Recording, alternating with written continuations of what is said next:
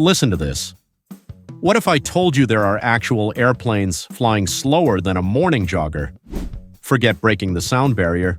We are talking about machines where a strong gust of wind will literally force them to fly backward.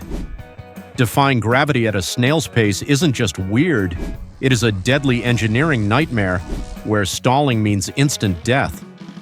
Today we expose the 10 slowest airplanes ever built. Now stay until the very end. Because the number one aircraft is a bizarre, transparent skeleton powered purely by human sweat. Hit that subscribe button right now and let's dive in. We kick off our list in the pioneer era with a true classic from 1930 Czechoslovakia, the Zlin Z-12. This vintage sport plane looks like a quintessential pre-war trainer. It features a beautiful low-wing monoplane design, a tandem open cockpit, and a wooden airframe carefully covered in fabric. It was a simplistic, elegant machine.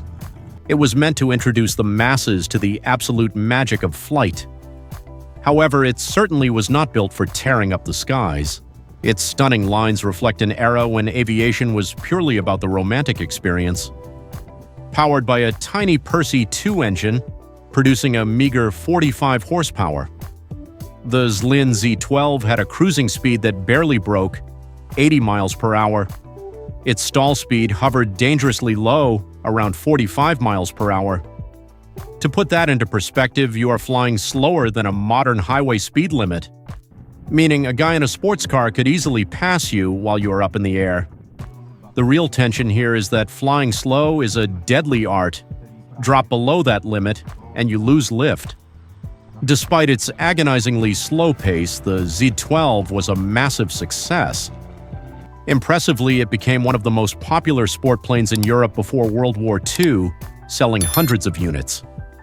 It proved that you did not need a massive gas-guzzling radial engine to experience the absolute freedom of the skies.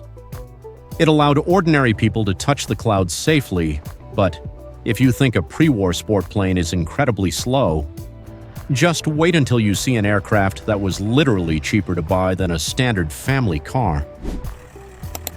Next up is a strange little pusher propeller aircraft from the United States, born in 1930, the Curtiss-Wright CW-1 Jr.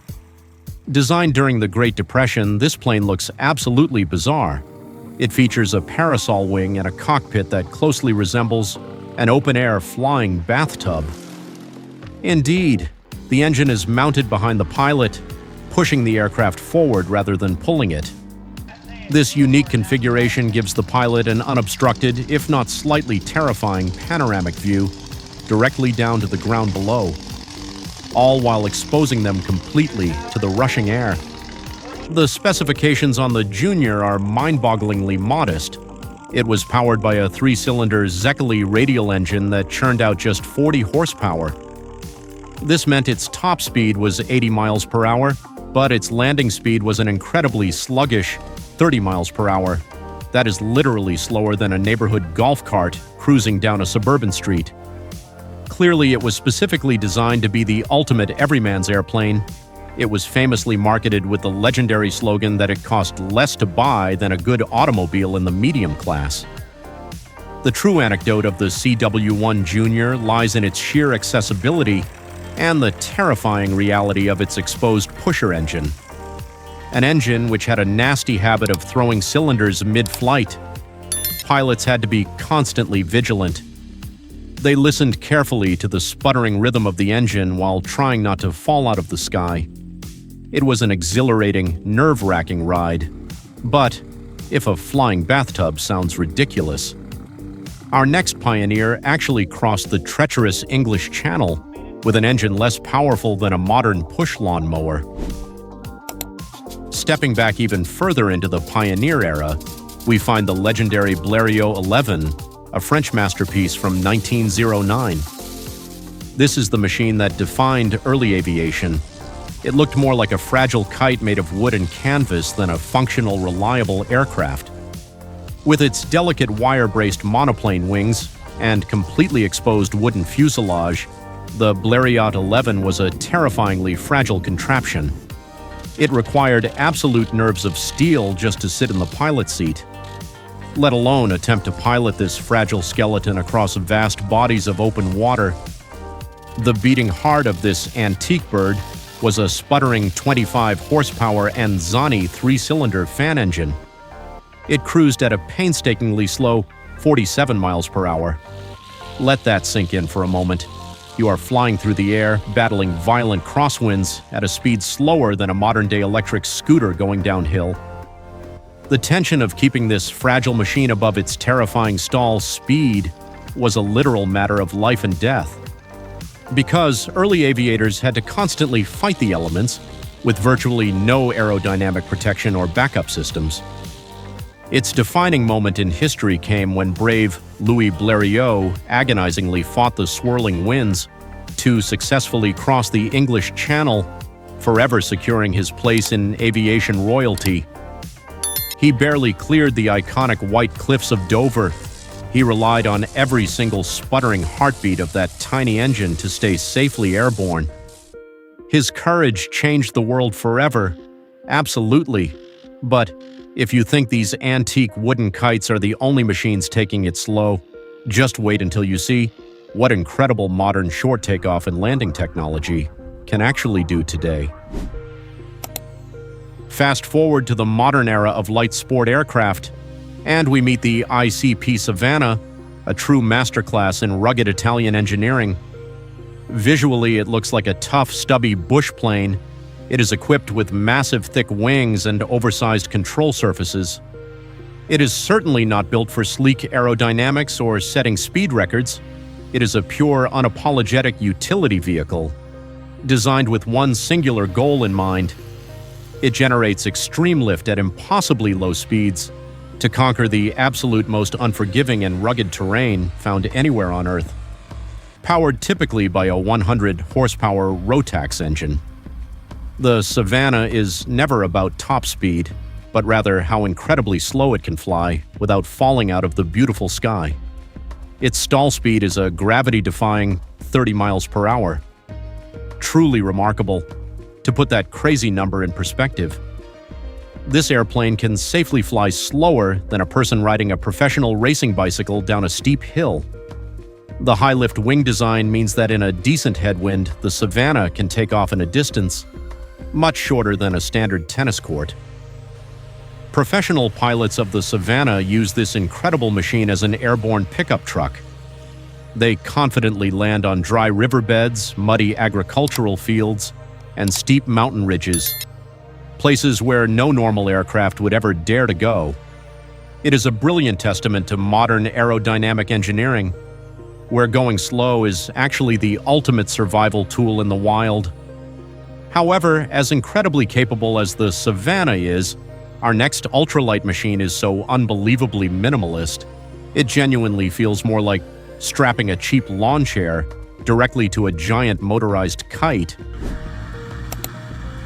Hailing from the cold north of Canada, the Birdman Chinook is a fascinating ultralight phenomenon. It completely redefines the very concept of a slow-flying machine. Aesthetically, it is nothing more than a highly minimalist aluminum tube frame, carefully wrapped in lightweight Dacron fabric, completely exposing the brave pilot to the rushing wind. It looks far less like a traditional airplane and significantly more like a massive motorized hang glider. It offers a wonderfully raw flying experience, completely unfiltered and intensely visceral, connecting you directly with the open sky. With various engine options, often producing roughly 40 to 50 horsepower. The Chinook's absolute top speed is barely 50 miles per hour. However, its stall speed is a microscopic 26 miles per hour, mind-blowing. At this impossibly slow pace, you are literally flying much slower than a casual morning jogger running on a gym treadmill. The sheer tension is palpable. You can hear every gust of wind and feel every thermal lift you up, making the pilot hyper-aware of the incredibly delicate balance between safely flying and completely stalling out. The Chinook quickly became legendary within the passionate ultralight community because it offered the pure, unadulterated joy of flight at a price and speed absolutely anyone could handle. It successfully turned local farmers and hobbyists into weekend aviators. It is an absolute blast to fly low and slow over the beautiful green countryside, but hold on tight to your seats. Indeed, because if you think landing a fragile ultralight in a field is impressive, wait until you see the heavy tactical beasts used in the deadliest war in human history. Right now, are you thoroughly enjoying these amazing, gravity-defying machines? Do you honestly think you have the steel nerves to fly this unbelievably slow? Go ahead and hit that like button.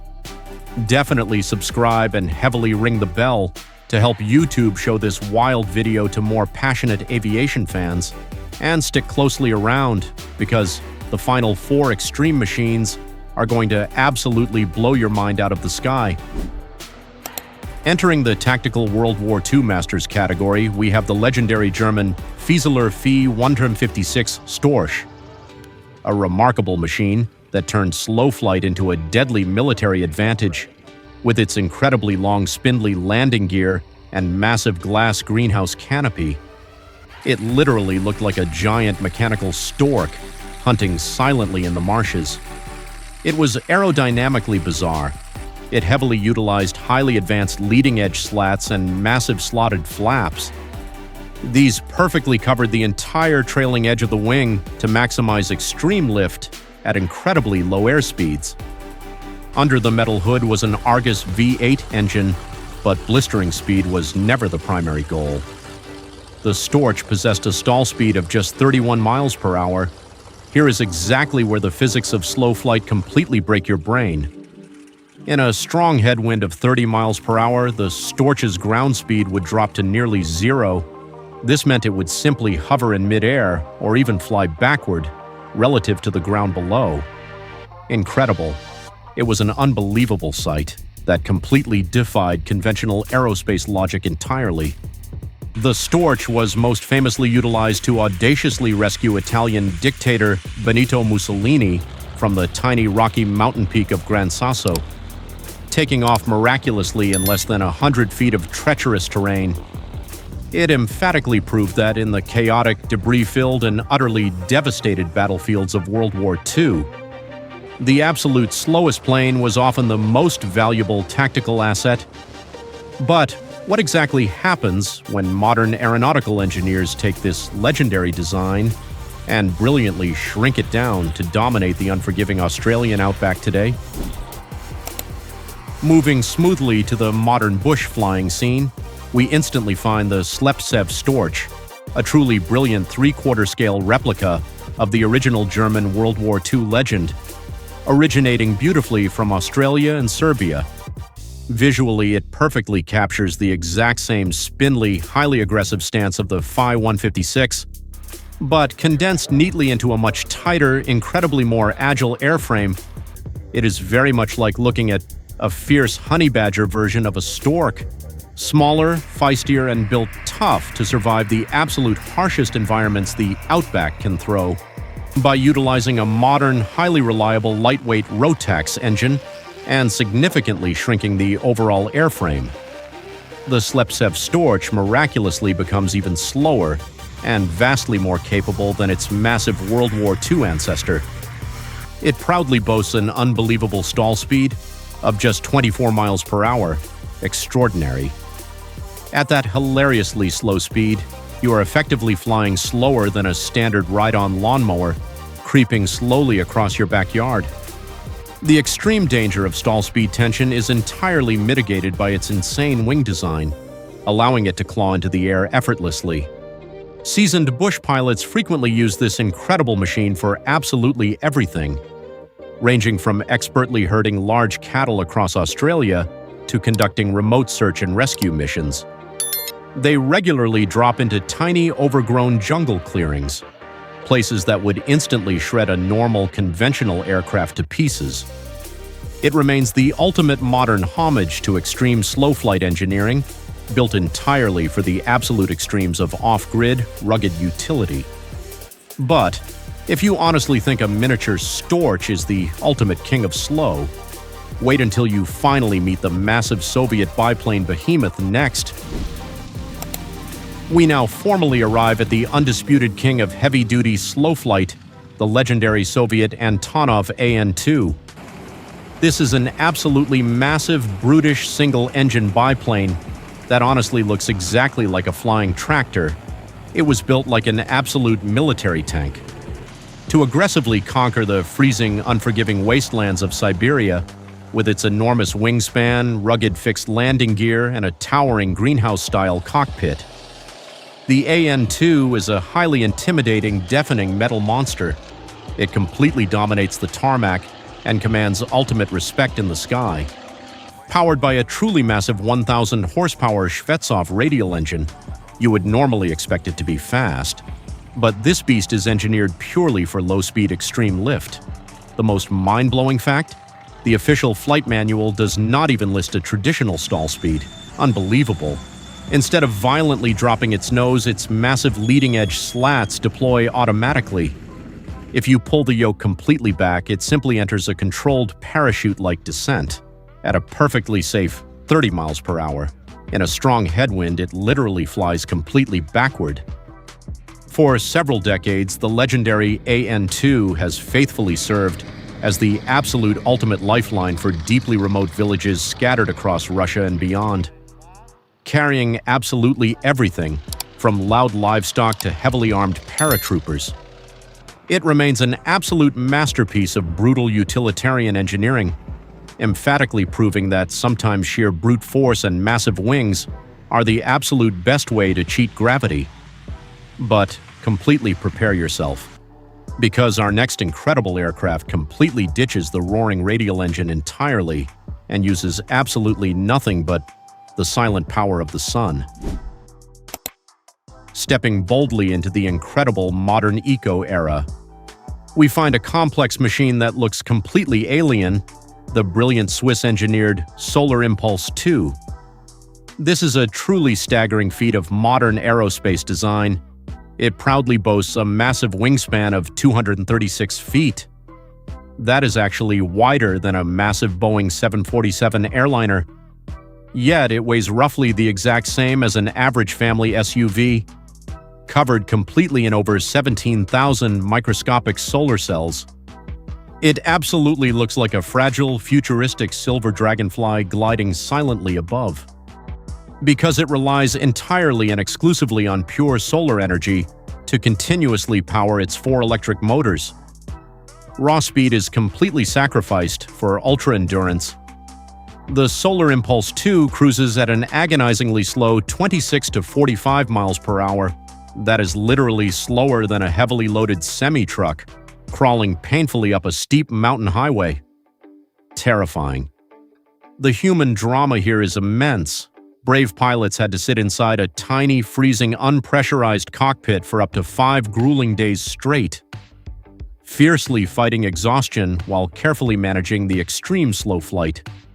The incredible Solar Impulse 2 officially made world history by successfully circumnavigating the entire globe without ever using a single solitary drop of liquid aviation fuel. It triumphantly proved that truly sustainable, extremely slow aviation is a completely viable reality for the future. It pushed the known boundaries of human endurance and modern material science to the absolute extreme limit. But, as agonizingly slow and incredibly fragile as the Solar Impulse is, our final breathtaking machine is powered by something even weaker than the mighty sun: human sweat. We have finally reached the ultimate climax of our list. The absolute slowest, most extreme, and mind-bending aircraft ever built is the amazing American-made Gossamer Albatross. Visually, it does not even remotely look like an airplane. It rather looks exactly like a totally transparent floating skeleton, tightly wrapped in clear mylar film, boasting a massive 96-foot wingspan, but weighing an astonishingly feather-light 71 pounds completely empty. It remains a true engineering marvel, explicitly designed to capture the ultimate, highly coveted historical prize in purely human-powered aviation flight. Absolutely no roaring V8, no shiny solar panels, and zero jet fuel found here. The Gossamer Albatross was powered entirely and exclusively only by the brave pilot's own pedaling legs, generating a microscopic fraction of a single horsepower. Its cruising speed was a torturous completely agonizing. 18 miles per hour. In 1979, legendary pilot and cyclist Brian Allen pedaled this highly fragile contraption directly across the English Channel. He was severely cramped, fiercely fighting severe dehydration, and fiercely battling brutal leg cramps while hovering over waves. The horrifying stall speed tension was incredibly real. If Brian stopped violently pedaling for even a few short seconds, the fragile albatross would instantly crash into the cold sea. He ultimately and triumphantly conquered the channel. Truly great. It beautifully proving that raw human willpower and extreme lightweight engineering could genuinely achieve the seemingly impossible. The Gossamer Albatross easily stands as the ultimate historical testament to the dangerous art of slow flight, serving as an incredible aircraft where the actual engine is a human heart and gravity is defeated by sheer perseverance. These incredible machines were definitely not built to break sound barriers or win high-speed races. They were perfectly designed to solve real-world problems. From landing safely in treacherous war zones to boldly proving the absolute outer limits of human and eco-power. They truly represent the purest form of aviation engineering, expertly mastering the incredibly delicate, dangerous balance of defying gravity at a complete snail's pace. Which of these wildly slow-flying oddities did you honestly find the absolute strangest? Let me know in the comments, and don't forget to loudly subscribe.